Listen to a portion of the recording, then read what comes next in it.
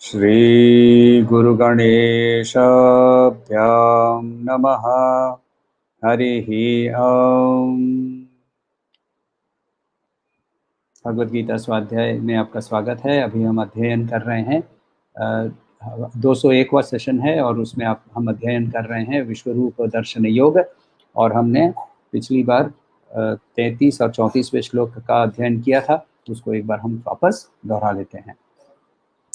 तस्मात् त्वमुत्तिष्ठ यशो लभस्व जित्वा शत्रुभुङ्क्ष्व राज्यं समृद्धं मय्येवैते निहताः पूर्वमेव निमित्तमात्रं भव सव्यसाचिन्। उठो, जाओ, काम करो, बैठ के हाथ के ऊपर हाथ मत धरे रखो, मगर ये याद रखो कि तुम सिर्फ निमित्त हो, काम तो मैं करता हूँ। मैं कौन? ब्रह्मन, प्रज्ञा। प्रज्ञा के बगैर काम नहीं हो सकता है और उस प्रज्ञा के माध्यम से ही हम काम कर रहे हैं, मगर उस प्रज्ञा के अंदर में हम उसको फ्लेवर कर देते हैं वासना से। जैसे वो तड़का करते हैं ना दाल के अंदर में, तो वैसे इसको फ्लेवर कर देते हैं और वो फ्लेवरिंग के कारण हमारे कर्म जो हैं वो कुकर्म या सुकर्म हो सकते हैं। तो यहाँ बहुत क्लियरली निमित्त मात्रम है, यदि हम समझकर काम करते हैं तो कुकर्म होता नहीं है, संभव ही नहीं है। और इसीलिए श्री कृष्ण बोल रहे हैं निमित्त मात्रम भव सव्यसाची। ये लिटरली ऑर्डर है कि बनो तुम समृद्ध राज्य तुमको मिलेगा, तुमको यश मिलेगा, तुम्हारे शत्रुओं को नाश हो जाएगा, मगर तुम निमित्त मात्र बनकर काम करोगे। जब तो उसके बाद होता क्या है कि और फिर वो दिखाते हैं द्रोणं च भीष्मं च जयद्रथं च कर्णं तथान्यन्यापि योधवीरान् मया हतांस्त्वं जहिमा व्यस्थिता युध्यस्व जेतासि रणे सपत्नान्। उनको दिखा दिया कि ये सब मरने वाले हैं, ये अपना कर्मफल उनको मिलने वाला है। अब देखिए, जब हमें जो चाहिए वो मिलता है, यहाँ अर्जुन को क्या चाहिए था, उसको जानना था कि कौन जीतेगा, तो उसको जो चाहता है वो तो मिल गया, मगर जिस रूप में उसको मिल रहा है वो रूप उसको ग्रहण नहीं हो रहा है। एग्जाम्पल देखिए, हम लोग देखते हैं कि जब जब ही हम लोगों को कुछ मिलता है, किसी मान लीजिए एक छोटा बच्चा है और वो बोलता है पापा गाड़ी चाहिए, पापा गाड़ी चाहिए, पापा गाड़ी चाहिए, वो छोटे खिलौने वाली गाड़ी चाहिए, पापा खिलौने वाली गाड़ी चाहिए, पापा खिलौने वाली। लास्ट में पापा गुस्सा हो जाते हैं, एकदम आंख बबूले हो जाते हैं, आंख बड़ी बड़ी हो जाती है, मुंह लाल हो जाता है, खिलौना खरीद के लेके आते हैं, ये ले खिलौना।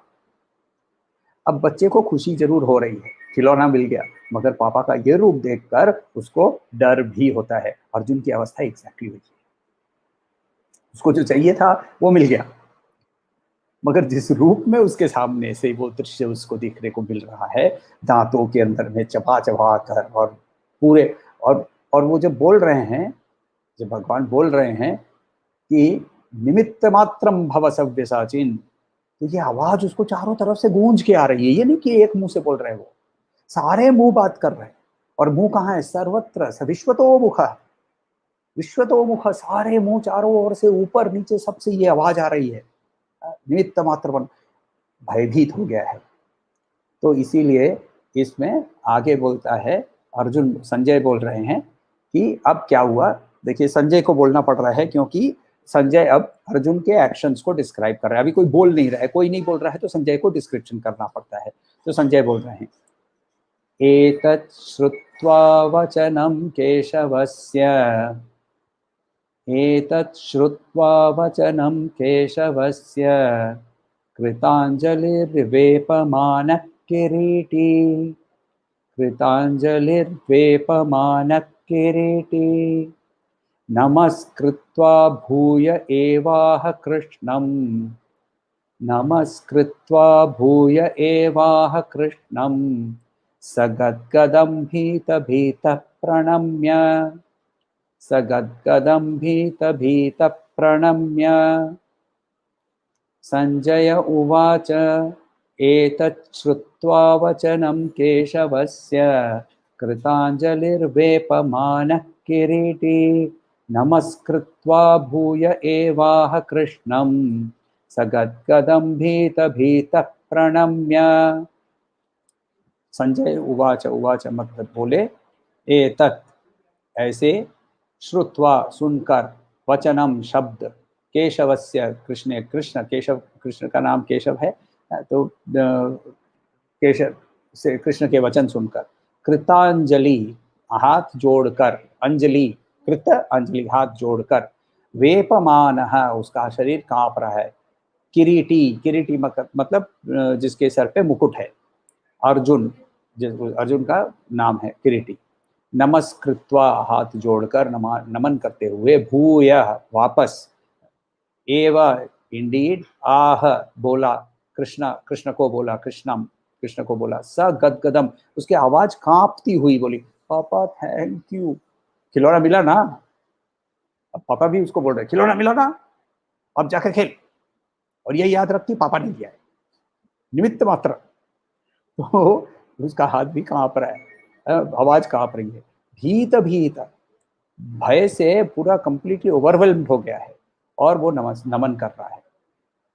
तो उसके यहाँ हम लोगों को समझना है कि उसके हाथ जो है वो नमन कर रहा है, उसको जो चाहिए उसको मिल गया है।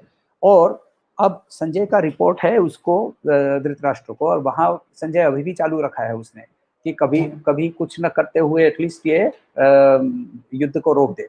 किरीटी, मुकुट किसके सर पे है? राजा के मुकुट, सर पे मुकुट होता है। यानी यहाँ अर्जुन को जानबूझकर किरीटी वर्ड यूज करके संजय इशारा कर रहा है कि जीतने वाला तो अर्जुन और कृष्ण का ही जीत होने वाली है। और सामने दिखा हुआ है ना कि द्रोण, भीष्म, द्रोण, जयद्रथ, कर्ण और अनेक जो जनरल्स थे सब को निगल गए हैं, सबको भस्म कर दिया है। तो इसीलिए ये रिपोर्ट देते हुए धृतराष्ट्र को दे रहे हैं, मगर धृतराष्ट्र की अवस्था हम जानते हैं, मोह, अटैचमेंट, इसके अंदर में वो अंधा है। तो इसीलिए एक गदगद वाली आवाज में अर्जुन अभी बोलने वाले हैं। तो क्या बोलने वाले हैं वो अब हम सुनते हैं, क्योंकि यहाँ लिखा बोला है उसने, सगद्गदम भीत भीत प्रणम्य, और क्या बोला? नमस्कृत्वा भूय एवाह कृष्णम। तो ये यहाँ सुनकर अर्जुन कुछ बोले, क्या बोले? वर्स 36 में हम लोग जाते हैं। वर्स 36 में शुरू करते हैं अर्जुन के बोलने पर। जो अर्जुन यहाँ बोल रहे हैं, अर्जुन उवाच स्थाने ऋषिकेश तव प्रकीर्त्या, स्थाने ऋषिकेश तव प्रकीर्त्या, जगत् प्रहर्ष्यत्यनुरज्यते च, जगत् प्रहर्ष्यत् अनुरज्यते च, रक्षांसि भीतानि दिशो द्रवन्ति, सर्वे नमस्यन्ति च सिद्धसङ्घाः, रक्षांसि भीतानि दिशो द्रवन्ति, सर्वे नमस्यन्ति च सिद्धसङ्घाः। अर्जुन उवाच स्थाने ऋषिकेश तव प्रकीर्त्या, जगत्प्रहर्ष्यत्यनुरज्यते च, रक्षांसि भीतानि दिशो द्रवन्ति, सर्वे नमस्यन्ति च सिद्धसङ्घाः।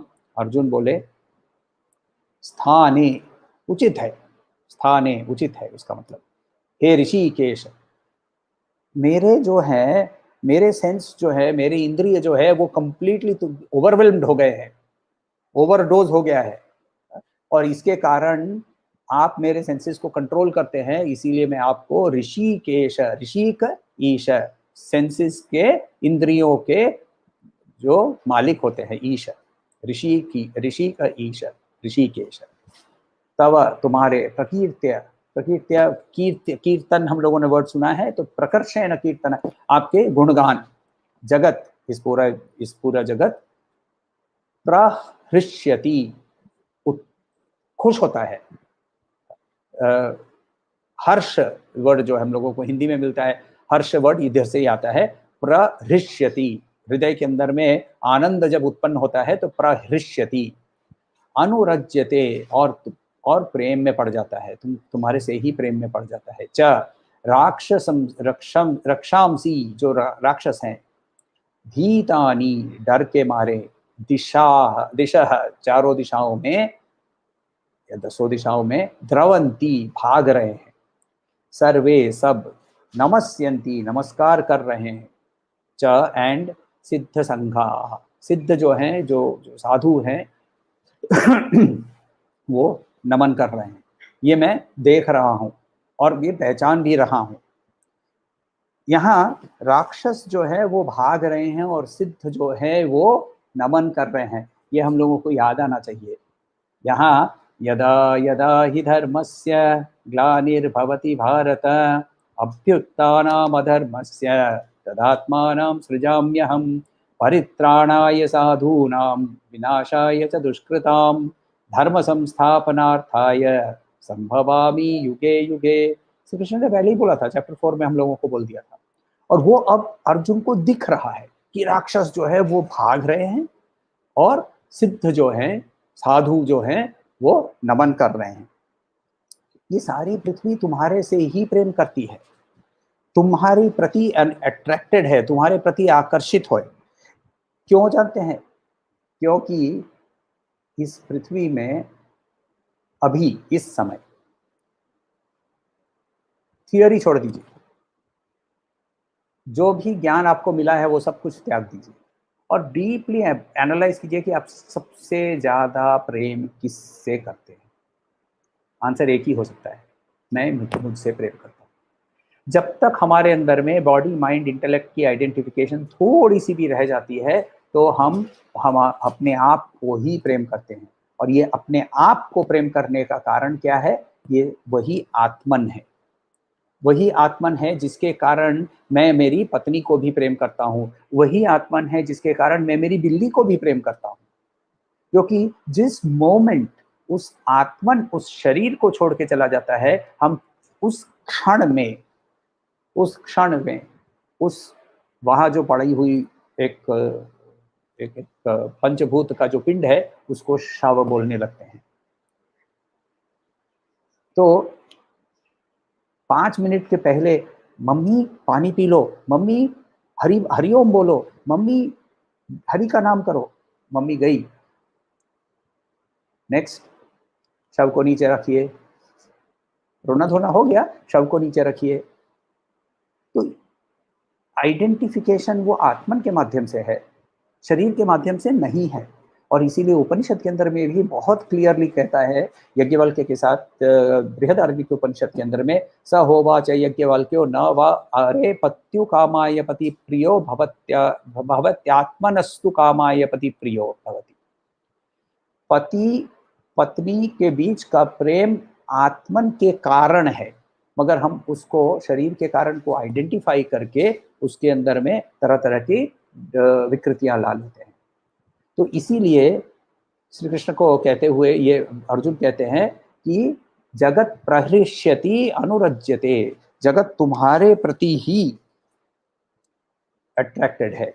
और इस अट्रैक्शन का सोर्स जो है वो अभी अर्जुन के सामने उस अनुभूति के रूप में सामने खड़ा है। तो एक्चुअली क्या है, जो देख रहा है, जो दिख रहा है और जो दिखा रहा है सब सेम, मगर और ये अनुभूति अर्जुन को अभी इस क्षण हो रही है। तो इसीलिए वो बोल रहा है कि उचित है स्थाने कि ये तुम्हारे प्रति ऐसा हो। राक्षस कौन है? राक्षस वो है जिसके अंदर में वासनाओं के कारण जिन वो अपने आप का सेल्फ पहचानने को, आत्मन को पहचानने को कोशिश भी नहीं करते हैं। और इसीलिए जब देखिए सूरज उगते ही अंधेरा भाग जाता है, तो यहाँ यदि ज्ञान का सूरज खड़ा हो गया है तो इग्नोरेंस जो है, राक्षस जो है वो भाग रहे हैं। दिशो द्रवंती, और जो पहचान चुके हैं वो इनके सामने नमन करते हैं। तो सिद्ध लोगों को वो पहचान चुके हैं, वो उनको उनको नॉलेज है, इसीलिए वो नमन कर रहे हैं। अर्जुन जब इस कॉस्मिक फॉर्म के अंदर में, विश्वरूप के अंदर में ये सारी एक्टिविटीज उसको दिख रही है, सिद्ध लोग इस इमेंसिटी को का गुणगान कर रहे हैं, कौरवों का विनाश हो रहा है, एक सवाल आता है, फ्यूचर क्या पहले से डिटरमिन्ड है? हमारा फ्यूचर पहले से डिटरमिन्ड है कि कौरव विनाश होने वाले हैं, वो उसको दिख गया ना, तो ये फ्यूचर क्या मेरा पहले से डिटरमिन्ड है? तो फिर मेरा पुरुषार्थ का मतलब क्या? इसको समझने के लिए कर्म की थियरी जो है, इसको समझना बहुत इंपॉर्टेंट है। कर्म और कर्मफल की थियरी समझना इंपॉर्टेंट है।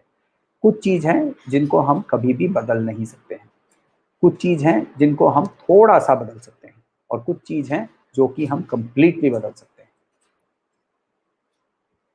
पहली चीज जो है जिसको हम लोग बदल ही नहीं सकते हैं, मेरी इच्छा हुई है कि मैं कल से ऊंट बन जाऊं, बदल सकूंगा? नहीं ना। क्यों? क्योंकि मैं मनुष्य शरीर में जन्म ले चुका हूं, मैं उसको बदल नहीं सकता। मेरे शरीर की मृत्यु होने ही वाली है, इसको मैं बदल नहीं सकता। शरीर है तो व्याधि आएगी, जरा यानी बुढ़ापा आएगा, जन्म हुआ था, जन्म मृत्यु जरा व्याधि, ये बदल नहीं सकता। तो ये मेरे हाथ में नहीं है, इसके ऊपर मेरा कोई पुरुषार्थ काम नहीं करता है। ये मेरे प्रारब्ध के कारण, मेरे पिछले कर्मों के कारण ये सारे चॉइसेस एक समय मैंने करके मैं इसमें जन्मा था। यदि मुझे बहुत बहुत तीव्र रूप से मछली खाने की और सब कोई मुझे प्यार करे, ऐसी मेरे अंदर में बहुत सबसे उग्र वासना ऐसी है, तो फिर मैं घूमते घूमते खोजते खोजते बिल्ली के रूप में जन्म ले लूंगा। मछली भी खाने को मिलेगी और सब कोई बिल्ली को बहुत प्यार करेगा, तो मैं बहुत खुश हो जाऊंगा क्योंकि मेरी ये वासना तृप्त हो गई। ऐसे करके मैंने चूज किया ना, चूज करके मैं बिल्ली बना, वैसे ही मैंने चूज कर लिया। एक बार चूज कर लेने के बाद वो चॉइस तो वापस निगेट नहीं कर सकते हैं, इसीलिए ये मेरे पुरुषार्थ के बाहर है, अभी के पुरुषार्थ के बाहर है। दूसरा, भूख मुझे लगेगी ही, इस पर मेरी चॉइस नहीं है। प्यास मुझे लगेगी ही, इसकी भी फिर चॉइस नहीं है। जब प्यास लगेगी तब मैं पानी पीऊंगा, नींबू का शरबत पीऊंगा, बियर पीऊंगा, या गन्ने का जूस पीऊंगा, विस्की पीऊंगा, ये चॉइस मेरे हाथ में है। मित पुरुषार्थ, आपने आपके कोई मित्र होंगे जिनका नाम होगा अमित। अमित का मतलब होता है अनलिमिटेड, मित मीन्स लिमिटेड। मित पुरुषार्थ, मित पुरुषार्थ है यहाँ, जहां हम सिचुएशन के प्रति रिस्पॉन्ड कैसे करते हैं, ये मेरे हाथ में है, सिचुएशन मेरे हाथ में नहीं है। तो मैं, मुझे नींद आएगी, इस पर कोई मेरा नियंत्रण नहीं है, मगर उस नींद के क्वालिटी क्या होगी, मैं कितनी देर तक सोऊंगा, मैं सारा दिन ही बेड के ऊपर निकालूंगा अनंत शयन रूप में, तो और लक्ष्मी जी को भी बुला लूंगा कि भाई पैर दबा लो, वो चॉइसेस हमारे हाथ में है। कौन सा मैं प्रोफेशन चूज करूंगा, मेरे चॉइस में था। तो ये सारी मित पुरुषार्थ। एक चीज परम पुरुषार्थ है, और वो है डिसाइड करना कि मैं उस परम पुरुष को पहचानूंगा, और मैं उसको पहचानने का प्रयास आज अभी शुरू करूंगा। ये परम पुरुषार्थ है, इसको स्वयं भगवान भी नहीं रोक सकते हैं।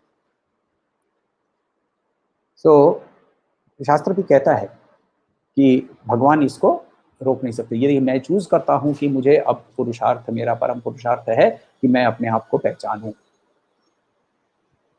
एक चैप्टर 1 से लेकर 6, मैं पूरे जगत को पहचानूं, चैप्टर 6 से लेकर 7 से लेकर 12, और दोनों को कैसे जोड़ा जाए ये भी समझूं, चैप्टर 13 से लेकर चैप्टर 18।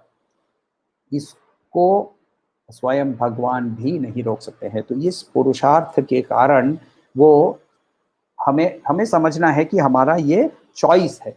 देखिए, जब हम ये चॉइस एक्सरसाइज करते हैं तब ही हमारे लिए आत्मन की पहचान हो सकती है। यमराज नचिकेतस को कहते हैं, नायम आत्मा प्रवचेन लभ्यो न मेधया न बहुना श्रुतेन।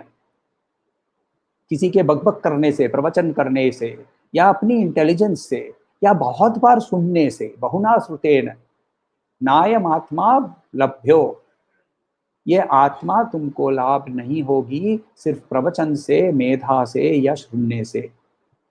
यमे वेश वृणुते तेन लभ्यस्य आत्मा विवृणुते तनुन स्वाम। जिस जो आत्मन को चूज करता है, आत्मन उसको चूज करता है। वृणुते, जो उसको पूजता है, उसकी उसको चूज करता है, उसी को आत्मन भी चूज करता है। ये चॉइस हमारा है।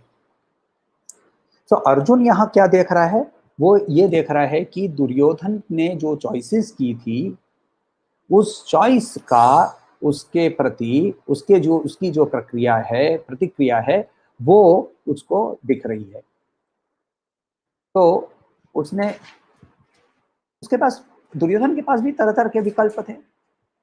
उन विकल्पों के अलावा उसने वहां जो जो विकल्प चुने, उन विकल्पों का परिणाम क्या उसके सामने दिख रहा है, वो उसको वहां दिख रहा है। और इसीलिए कौरव पार्टी ने क्या चूज किया था? मैं अपने आप को काल के मुंह में धकेलूंगा। तो वही वो उसको दिख रहा है वहां। जो उस प्रेजेंस को अनुभूति कर सकता है और उसको जान सकता है, तो उसको आनंद की अनुभूति होती है। जो पहचान नहीं सकता है, उसको भय होता है। तो इसीलिए अर्जुन अभी बोलते हैं, कंटिन्यू करते हैं 37वें श्लोक के अंदर में। 37वें श्लोक से अगले 11 श्लोक जो है वो एक अद्भुत स्तुति है। यहाँ कोई ये पूरी 11 श्लोकों की ब्राह्मण की स्तुति है। ये स्तुति जो है, ये किसी नाम, किसी रूप की स्तुति नहीं है। भले उसके अंदर में नाम रूप को जोड़ दिया जाए या फिर डिस्क्राइब किया जाए, मगर ये सारा ही, और ये कोई फोर्स की हुई स्तुति नहीं है। फोर्स की हुई यानी सिचुएशनली जो फोर्स हो जाते हैं ना, ये सर दर्द हो रहा है, हे भगवान मेरा सर दर्द हटा दीजिए, एग्जाम्पल के तौर से बोल रहा हूँ। पुत्र दे दीजिए, घर दे दीजिए, गाड़ी खरीदवा दीजिए, ये सारी ट्रांजैक्शनल जो स्तुति होती है, ये स्तुति नहीं है ना। वो स्तुति ये भय और भक्ति दोनों से मिली हुई एक स्तुति है। वो स्तुति अब हम लोगों को सुनना है। तो यहाँ ईश्वर और जीव के रूप में यही ब्राह्मण जो यहाँ प्रकट हो रहा है, जीव यानी आप और मैं, ईश्वर जो है वो हम सागर के बाद, हमारी उपमा में सागर के हिसाब से हम समझते हैं। इस ब्राह्मण की स्तुति, जो कि ईश्वर भी है और जीव के रूप में भी प्रकट होता है, उसको वो बोल रहा है। कस्माच्च तेन न मेरन्महात्मन्, कस्माच्च तेन न मेरन्महात्मन्, गरीयसे ब्रह्मणोऽप्यादिकर्त्रे, गरीयसे ब्रह्मणोऽप्यादिकर्त्रे, अनन्तदेवेश जगन्निवास, अनन्तदेवेश जगन्निवास, त्वमक्षरं सदसत्परं यत्, त्वमक्षरं सदसत्परं यत्, कस्माच्च तेन न मरेण महात्मन्, गरीयसे ब्रह्मणोऽप्यादिकर्त्रे, अनन्तदेवेश जगन्निवास, त्वमक्षरं सदसत्परं यत्। कस्मात्, कस्मात् का मतलब वाई, क्यों, च एंड ते, तुम, न मेरन, क्यों नहीं वो, क्यों झुक जाए, क्यों नहीं झुके वो, नमेरन, नमेरन का मतलब न झुकना, नमेरन क्यों ना झुकना, महात्मन हे महात्मा, गरीय से कौन है बड़ा, ब्रह्मा ब्रह्मण ब्रह्मण ब्रह्मा से, अपि इवन आदिकर्त्रे, उस ओरिजिनल क्रिएटर जो है उसके, यानी ब्रह्मा के भी तुम क्रिएटर हो। हे अनंत, जिसका कोई अंत नहीं है। देवेश, देवों के ईश्वर। जगन निवास है, ये वर्ड हम लोग पहले भी देख लिया था, जगन निवास है। जगत से जो बड़ा होता है उस जगत उसके अंदर में निवास करता है। त्वम, तुम, अक्षरम, क्षर जिसका क्षय नहीं होता है, अक्षरम, सत और असत, जो मैनिफेस्ट है और जो अनमैनिफेस्ट है, दोनों, सत और असत, तत्, उससे, दैट, परम, उसके परे, यत, विच। यानी यहाँ पूरे श्लोक में बोल रहे हैं, हे महात्मन, तुम जो ब्रह्मा से भी बड़े हो, जो कि आदि कर्ता है, करता है, यानी जो पहला फर्स्ट एक्शन करने वाला है, वो तुम ब्रह्मा से भी बड़े हो, तो तुम्हारा नमन क्यों ना करें। किसके बारे में? सिद्ध लोग अभी नमन कर रहे हैं, देखा ना उसने, तो उसके बारे में बोल रहे हैं। हे अनंत, हे देवेश, हे जगन निवास, तुम वो अक्षर हो जो कि मैनिफेस्ट और अनमैनिफेस्ट, यानी व्याप्त, जो अव्याप्त और व्याप्त के भी परे हो। तुम व्याप्त हो, तुम अव्याप्त हो, और तुम दोनों के परे हो। महात्मन, महान आत्मा, यानी जो आत्मा सबके अंदर है। तो इसीलिए जो कि सब चीज की आत्मा है, उस चीज को महात्मन कहते हैं। तुम ही ब्रह्मा के सृष्टिकर्ता हो, ब्रह्मा तुम्हारे से ही उत्पन्न होता है। इसीलिए इट इज नेचुरल कि पूरी संसार जो है वो तुम्हारा नमन करती है। मुंडक उपनिषद के अंदर में कहते हैं, यदा पश्यते रुक्मवर्ण कर्तारमीशम पुरुषम ब्रह्म योनिम, ब्रह्मा का योनि, ब्रह्मा जन्म देने वाला तुम हो। यदा पश्यते रुक्मवर्ण कर्तारमीशम पुरुषम ब्रह्म योनिम। तो इसीलिए यहाँ कहते हैं कि तुम गोल्डन, तुम्हारा कलर है, और तुम वह हो जो कि ब्रह्मा का सोर्स हो। वैसे ही और भी कठोपनिषद के अंदर में भी कहते हैं कि महत अव्यक्त परम अव्याक्त पुरुष परः। तो जो है कि ये जो महत है उससे अव्यक्त है, उससे उससे बड़ा है। अव्यक्त से पुरुष बड़ा है, ईश्वर। पुरुष परत न किंचित अस्ति, पुरुष से बड़ा और कुछ नहीं है। पुरुष यानी यहाँ ब्रह्मन से कोई नहीं बड़ा है। सा काष्ठा सा परागति है। तो ये हम लोगों को उपनिषद में भी मिलता है। सत का मतलब है कि जो मैनिफेस्ट हो चुका है, जिसको हम परसीव कर सकते हैं। असत का मतलब झूठ नहीं, असत का मतलब है जिस चीज को हम परसीव नहीं कर सकते हैं। यानी जो हम परसीव कर सकते हैं और जो चीज हम ये परसीव नहीं कर सकते हैं, दोनों के परे तुम हो। दोनों से तुम परे हो। ये एक बहुत बड़ा डिबेट होते रहता था एक समय कि ईश्वर का कोई रूप है या नहीं है।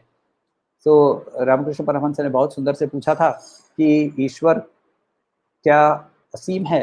हाँ। सर्वव्यापी है? हाँ। सर्वशक्तिमान है? हाँ। यदि सर्वशक्तिमान है तो तुम उसकी शक्ति कि वो रूप में प्रकट नहीं होगा, ये तुमको किसने दे दी? ऑब्वियसली सवाल करने वाले के पास कोई जवाब नहीं था। यदि हम उसको सर्वशक्तिमान मानते हैं तो वो रूप में भी प्रकट हो सकते हैं। तो इसीलिए हम इसको ना कभी ना तो लिमिट कर सकते हैं और ना ये लिमिटेड है। इस अनलिमिटेड सीम अनंत के सामने की स्तुति अर्जुन यहाँ से शुरू करके अगले 10 श्लोकों तक करता रहेगा।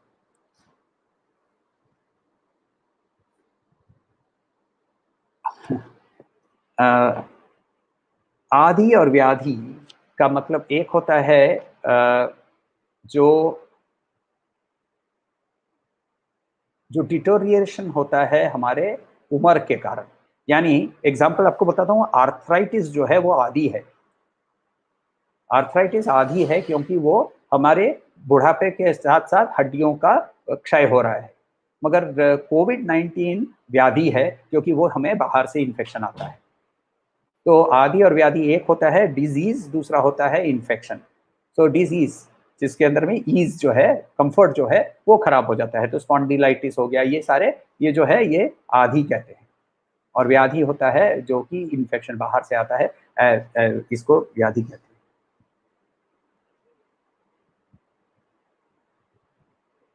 और इसीलिए जब चतुर्थ त्राण की बात करते हैं तो जन्म मृत्यु जरा व्याधि बोलते हैं, क्योंकि जरा के साथ आधी जुड़ी हुई है। जरा होगी तो आधी होगी, इसको इससे भाग नहीं सकते। वो अभी 25 साल की उम्र में जैसे छलांग मार के शैया से उठते थे, तो जब 60 साल की उम्र होती है तो जब उठते समय हड्डियां के अंदर में कें मुंह लगता है कि कहीं थोड़ा सा ऑयलिंग कर लें, थोड़ा सा ग्रीस व्रीस लगा दें, तो ये जो हो रहा है ये भी आधी आधी है। तो इसीलिए जरा का अंश है। और कोई सवाल हो तो पूछिएगा।